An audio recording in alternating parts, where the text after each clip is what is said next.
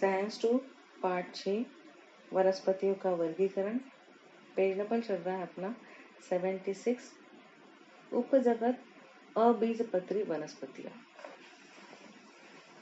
हाँ, इसमें कुछ बताया आपको आकृति करने के लिए, वो देखिए अभी आगे प्रेक्षण कीजिए। हरे रंग के पानी वाला कोई गड्ढा ढूंढिए। पानी से हरे रंग के तंतु इकट्ठा करें। तंतु पेट्री डिश में रखकर पानी से स्वच्छ करें। उनमें से एक दो तंतु स्लाइड पर पानी की बूंदे में रखें और सीधे फैलाएं। हमने क्या किया, पानी में जो हरा रंग का पानी होता है, मतलब उसमें शैवाल होती है, ऐसे पानी से क्या किया, वहां से कुछ हरे रंग का तंतु जो है वो इकट्ठा किया है और वो फिर उसमें से कुछ पेट्री डिश में रखा, उसमें पानी से धो लिया, फिर उसको स्लाइड पर पानी की कुछ बूंदे रखी और कवर स्लिप रख दिया और फिर वो सूक्ष्मदर्शिका द्वारा हमने निरीक्षण किया। फिर हमको आगे क्या पता चलता है, स्लाइड पर कवर स्लिप रखकर सूक्ष्मदर्शी की सहायता से निरीक्षण करें। इन तंतुओं की कोशिकाओं में स्थित हरे रंग की सर्पिल रेखाओं जैसे हरित लवक क्या आपने देखे? इस वनस्पति का नाम स्पाइरोगारा। हमने इसमें क्या देखा, सूक्ष्मदर्शिका में तंतुओं की कोशिकाओं में स्थित, उसके भीतर, कोशिका के भीतर क्या देखा, हरे रंग की सर्पिल जैसी रेखाओं जैसे हरित लवक वहां पर दिखाई देते हैं। अभी उसी के बारे में हमने यहाँ पढ़ना है। वह स्पाइरोगारा जो हमको दिखाई देता है सूक्ष्मदर्शिका द्वारा, वह थैलोफाइटा विभाग में आता है। तो यह जो उपजगत अबीजपत्री वनस्पतियां हैं, मुख्य रूप से 3 इसमें विभाजित हुई है। विभाग पहला देखना है हमको, थैलोफाइटा। दूसरा विभाग है उसमें ब्रायोफाइटा और तीसरा विभाग है टेरिडोफाइटा।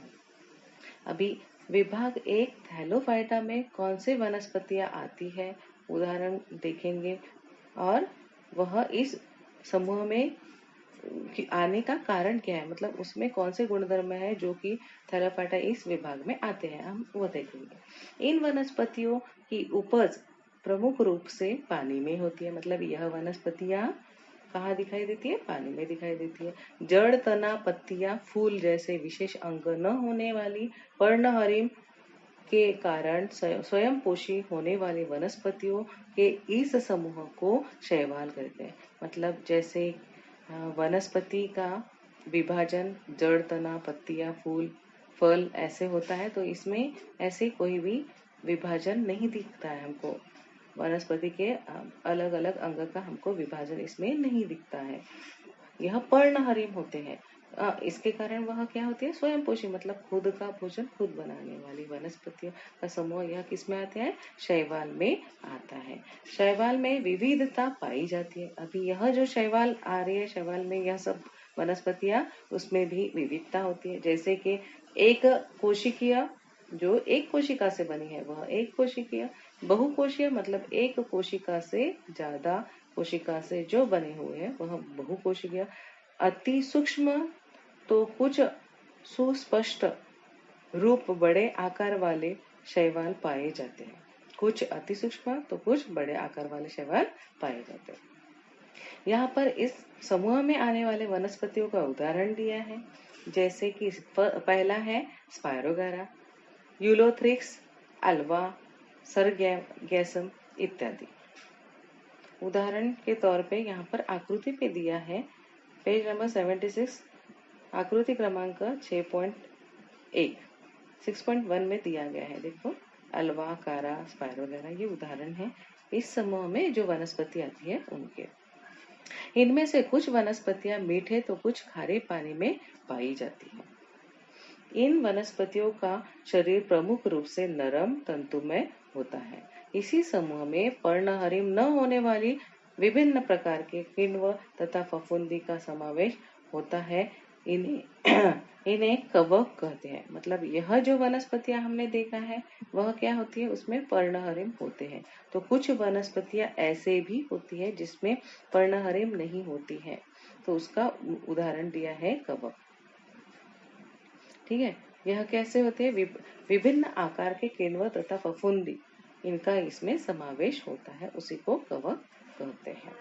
तो फिर से बता रहे हैं, विभाग थैलोफाइटा में आने वाले वनस्पतियां जो होती है उसमें वनस्पतियों का विभाजन, अंगों का विभाजन नहीं होता है। जैसे जड़, तना, पत्तियां, फूल, ऐसे अंग नहीं पाए जाते। उसमें पर्णहरिम होता है, इसलिए वह स्वयंपोषी कहलाती है, उसी का नाम शैवाल होता है। इसमें विविधता है, जैसे एक कोशिकीय, बहुकोशीय, सूक्ष्म, तो कुछ है बड़े आकार वाले, ऐसे सबका समावेश होता है। उस उदाहरण के तौर पे यहाँ पर दिया गया अल्वाकारा स्पायरोगारा। और कुछ ऐसी होती है जो कि खारे पानी में पाई जाती है, तो कुछ मीठे पानी में पाई जाती है। ठीक है, यह नरम तथा तंतु रूप होते हैं। इनका शरीर जो होता है वह नरम तथा तंतु रूप होता है। इसी समूह में पर्णहरिम न होने वाले भी विभिन्न प्रकार के किण्व तथा फफूंदी का समावेश होता है, तो वह होता है कवक। उदाहरण के तौर पे दिया है कवक। यह हो गया थैलोफाइटा विभाग की वनस्पतियां का उदाहरण। अभी आगे देखते हैं दूसरा विभाग ब्रायोफाइटा। यह कुछ इसमें भी कुछ बताया है, जैसे प्रेक्षण कीजिए, चर्चा कीजिए। आपने बारिश के मौसम में पुरानी नम दीवारों, ईंटों या पत्थरों पर हरे रंग की नरम कालीन देखा ही होगा। छोटी पट्टी लेकर उसे हल्के से कुरेदे। प्राप्त हुए वनस्पतियों का लेंस की सहायता से निरीक्षण करें। हमने क्या किया है, जो गीली दीवारें होती हैं या बारिश के समय में दीवारें देखिए गीली हो जाती है, पत्थर या ईंटा गीला हो जाता है और उस पर एक हरी परत लग जाती है। तो उसको हमने क्या किया, एक पट्टी से, छोटी पट्टी से ले लिया, कुरेदा और पट्टी पर ले लिया और सूक्ष्मदर्शिका में वह निरीक्षण किया। अभी उसमें क्या दिखाई देता, वो कौन से प्रकार की वनस्पतियां उसमें समावेश होते हैं, देखते हैं अब आगे। इस प्रकार की वनस्पतियों को वनस्पति जगत के उभयचर कहा जाता है। यह वनस्पति जगत के उभयचर में जगत में समावेश होते हैं, क्योंकि इनकी वृद्धि नम मिट्टी में होती है।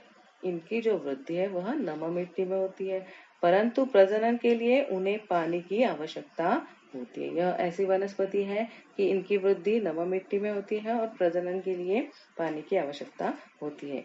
यह वनस्पतियां निम्न स्तरीय, बहुकोशिकीय और स्वयंपोषी होती है।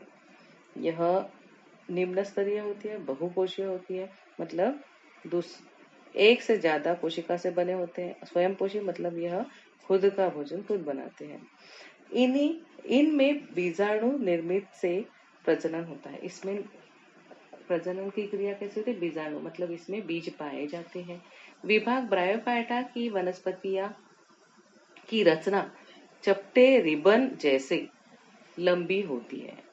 अभी इसमें जो वनस्पतियां हैं वह कैसे होती है, तो इनकी रचना चपटे रिबन जैसे होती है, उसी को फीते कहते हैं, लंबी होती है। इन वनस्पतियों में मूल रूप से पाई जाने वाली जड़ें, तना, पत्तियां नहीं होती। इसमें भी हमको जड़ें, तना, पत्तियां जो हमको वनस्पतियों में अंग पाए जाते हैं वो इसमें नहीं पाए जाते। इनमें पत्तियों जैसी रचना होती है, इनमें पत्तियों जैसी रचना होती है और जड़ों की तरह जगह जड़ों जैसे अंग जैसे मूलाभ होते हैं, तथा पानी और भोजन के संवहन के लिए विशेष ऊतक नहीं होते। उदाहरण दिया है यहाँ पर फ्यूनेरिया, एंथोसिरोस, रिक्सिया इत्यादि। अभी आकृति देखिए, पेज नंबर 77, ब्रायोफाइटा विभाग की वनस्पतियां। उदाहरण दिया है, इसमें फ्यूनेरिया, मार्केशिया और एंथोसिरोस तीनों दी। इसमें जो बोला गया है, इसमें जो वनस्पतियों का समावेश होता है उसकी उन सभी वनस्पतियों की वृद्धि नम मिट्टी में होती है। प्रजनन के लिए उन्हें पानी की आवश्यकता होती है। यह वनस्पतियां निम्न स्तरीय, बहुकोशिकीय और स्वयंपोषी होती हैं। बीजाणु निर्मित से प्रजनन की क्रिया होती है उनमें। और इन वनस्पतियों की रचना चपटे रिबन जैसे लंबी होती है। इन वनस्पतियों में मूल रूप से पाई जाने वाली जड़ें, तना, पत्तियां नहीं होती। इनमें पत्तियों के जैसी रचना होती है और जड़ों की जगह जड़ों जैसे अंग मुलाब होते हैं। यहाँ पर आकृति में दिया गया है, देखिए मुलाब, जड़ों की जगह पे मुलाब जैसी रचना होती है। तथा पानी और भोजन के संवहन के लिए विशेष ऊतक नहीं होते। उदाहरण दिया फ्यूलेरिया, एंथोसिरॉस, रिक्सिया। ठीक है, आकृति में देखिए फ्यूनेरिया, मुलाब, जड़ों की जगह पर मुलाब जैसे वृद्धि होती है। मार्केशिया में भी दिया गया है। ठीक है, पत्ती जैसे भाग दिए गए हैं, पत्तियां नहीं है, पत्ती जैसे भाग है। ठीक है, और संपुटिका दिया गया है। यह है ब्रायोफाइटा विभाग की वनस्पतियां। आगे है, फिर से हमको प्रेक्षण कीजिए और चर्चा कीजिए बताया गया है। पेज नंबर चल रहा है अपना 77। बागों की शोभामान झाड़ियों में फर्न तो आपने देखा ही होगा। पूर्ण रूप से विकसित हुए फर्न की एक पत्ती का बारीकी से निरीक्षण करें। एक फर्न, एक शोभायमान झाड़िया में फर्न तो हमने देखा ही होगा। यह बागों में हमको मिलता है। यहाँ उदाहरण दिया है, विभाग तीसरा है टेरिडोफाइटा। उदाहरण के तौर पे यहाँ पर फर्न दिया गया है, सिलेनिजेला, सिलेजिनेला, लाइकोपोडियम। यह दिए है उदाहरण टेरिडोफाइटा विभाग के। ठीक है, यहाँ आकृति में है। अभी आगे देखते हैं क्या बताया इसके बारे में, मतलब इसका समावेश होता है टेरिडोफाइटा में। इस विभाग का वनस्पतियों में जड़, तना और पत्तियों जैसे अंग स्पष्ट रूप से दिखाई देते हैं। अभी यह ऐसा विभाग है जिसमें जो वनस्पतियां होते हैं उसके अंग, विभिन्न अंग पाए जाते हैं, जैसे जड़, तना, पत्तियां, परंतु इनमें पुष्प व फल नहीं पाए जाते। इसमें पुष्प या फल नहीं होते। जल तथा अन्य पदार्थों के संवहन के लिए स्वतंत्र ऊतक पाए जाते हैं। जो जल या तो अन्य जो भी पदार्थ है इनको भोजन के तौर पे अंदर लेना है, उसके लिए एक स्वतंत्र ऊतक रहता है। इनका प्रजनन पत्तियों के निचले भाग पर पाए जाने वाले बीजाणुओं से होता है। यहाँ पर दिया गया है 6.3 आकृति में। ऊपर की आकृति देखिए, यहाँ पर फर्न की पर्णांग के बीजाणुधानी पूंछ। ठीक है, इनमें पुष्प व फल नहीं पाए जाते तथा जल तथा अन्य पदार्थों संवहन के लिए स्वतंत्र ऊतक पाए जाते हैं। आगे इनका प्रजनन पत्तियों के निचले भाग पर पाए जाने वाले बीजाणुओं से होता है। उदाहरण दिया है fern nephrolepis, marsilea, pteris adiantum, equisetum, selaginella, lycopodium इत्यादि। इन वनस्पतियों में अलैंगिक प्रजनन बीज द्वारा तथा लैंगिक प्रजनन युग्मक द्वारा होता है। मतलब इसमें दोनों प्रकार के प्रजनन पाया जाता है। अलैंगिक प्रजनन जो कि बीज द्वारा, और जो लैंगिक प्रजनन है यह युग्मक द्वारा होता है। इनमें स्पष्ट रूप से संवहनी संस्थान पाई जाती है। इसमें संवहनी संस्थान भी पाए जाते हैं। तो ये देखा हमने विभाग तीसरा टेरिडोफाइटा। इसमें जो भी वनस्पति है उसका विभिन्न अंग पाए जाते हैं, जैसे जड़, तना तथा पत्तियां। दूसरा, फल, पुष्प या पुष्प इसमें नहीं पाए जाते हैं। जो भी संवहन करना है पानी या अन्य जो भी चीजों का, उसके लिए एक स्वतंत्र ऊतक भी होता है। इसका प्रजनन निचले भाग पर जो पाए जाने वाले बीजाणु होते हैं उसमें दिया जाता है, उपलब्ध रहता है। उदाहरण के तौर पे दिए गए हैं यहाँ पर सभी वनस्पतियां 6.3 आकृति में। Fern, nephrolepis.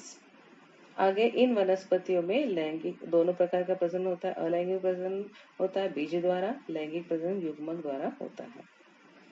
ठीक है, आकृति का निरीक्षण कीजिए।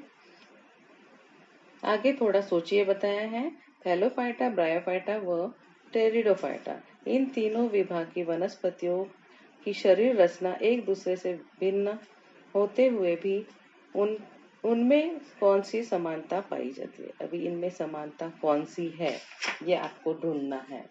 तो इनमें समानता यह है कि इन सभी में प्रजनन बीजाणुओं द्वारा होता है। इनके शरीर की प्रजनन संस्था अप्रकट होने के कारण इन्हें अबीजपत्री कहते हैं।